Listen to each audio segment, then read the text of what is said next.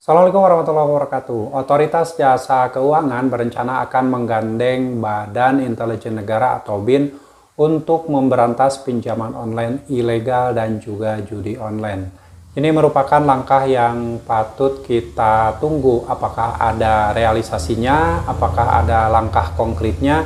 Seperti di video-video sebelumnya saya sudah bahas, anggota atau Komisi 3 DPR RI berencana untuk memberi tantangan kepada kepolisian untuk. Nah, saat ini Otoritas Jasa Keuangan juga berencana bekerja sama dengan Badan Intelijen Negara atau BIN untuk memberantas pinjaman online ilegal dan juga judi online.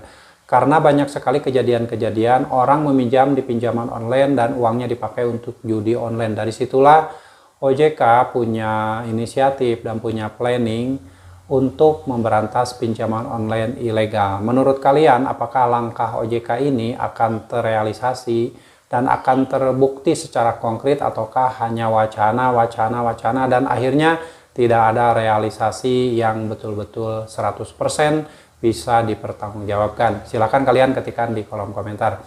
Nah, harapan saya kalau memang OJK ada berencana untuk bekerja sama dengan Badan Intelijen Negara untuk memberantas pinjaman online ilegal dan judi online, ini sangat bagus sekali. Tapi kenapa hanya yang diberantas itu pinjaman online ilegal? Kenapa nggak sekalian aja sama pinjaman online legal juga? Karena banyak sekali orang-orang yang terjebak pinjaman online legal dan akhirnya mereka ada yang sampai mengakhiri hidupnya karena diduga ada teror yang dilakukan oleh oknum dari DC pinjaman online legal yang membuat mental nasabah tersebut hancur dan akhirnya tidak kuat dan mengakhiri hidup.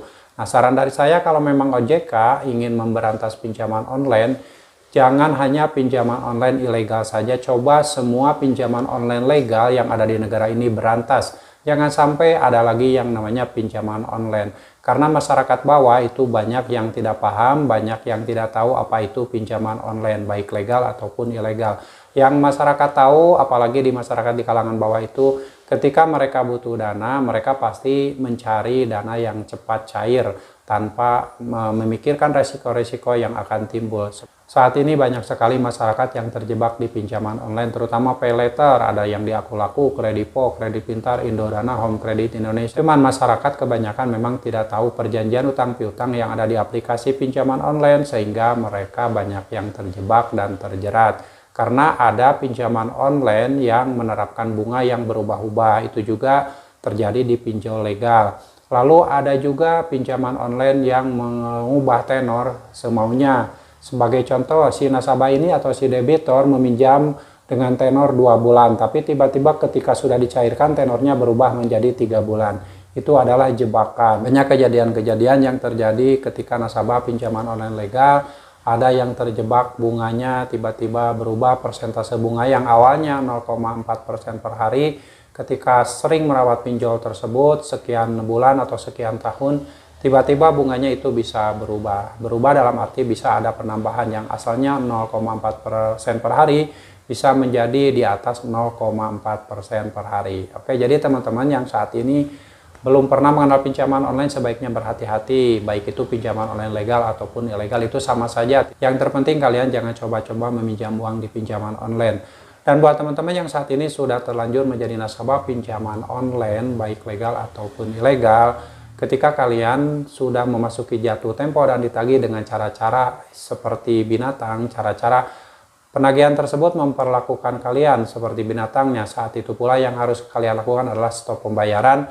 Jangan pernah lagi memikirkan untuk bayar utang di pinjaman online, karena itu sudah melanggar aturan dari cara-cara penagihan yang sudah ditetapkan oleh Otoritas Jasa Keuangan.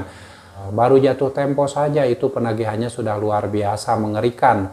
Dan kalau diterima oleh orang-orang yang baru saja mengalami keterlambatan pembayaran atau baru jatuh tempo dan baru meminjam uang di pinjaman online, hal ini sangat berbahaya sekali. Kemungkinan mereka mentalnya akan rusak dan berusaha berpotensi akhirnya gali lubang tutup lubang. Ya, memang itu yang diinginkan oleh pinjaman online. Kalau misalkan sudah terlatih satu pinjol, itu nasabah ditakut-takuti dan akhirnya nasabah tersebut karena takut dan berusaha membayar dan melirik ke pinjaman online. Itu adalah sesuatu yang fakta terjadi, karena ketika kita atau Anda telat bayar di satu pinjol, ada kemungkinan berpotensi gali lubang tutup lubang dan meminjam di pinjol yang lain. Hal ini tidak boleh dilakukan. Kalau misalkan Anda kebetulan sudah tidak mampu bayar, solusinya adalah stop bayar dan gagal bayarkan semua pinjaman online. Itu akan lebih baik daripada Anda gali lubang tutup lubang. Jadi kalau sudah punya utang di satu pinjol, stop di situ. Jangan berusaha meminjam uang lagi di pinjol yang lain, apalagi meminjam ke mana-mana yang akhirnya Anda tidak bisa keluar dari jeratan utang, baik di pinjaman online ataupun di platform yang lainnya. Jadi buat teman-teman yang sudah terlanjur gagal bayar di pinjaman online, kalian tetap semangat, kalian tetap masa depan kalian. Jangan lagi memikirkan pinjaman online. Karena gagal bayar di pinjaman online itu bukanlah akhir segalanya. Yang harus kalian perjuangkan bukanlah pinjaman online, tapi masa depan kalian, kehidupan kalian, dan masa depan keluarga kalian. Semoga bermanfaat. Sampai jumpa lagi di video saya selanjutnya. Assalamualaikum warahmatullahi wabarakatuh.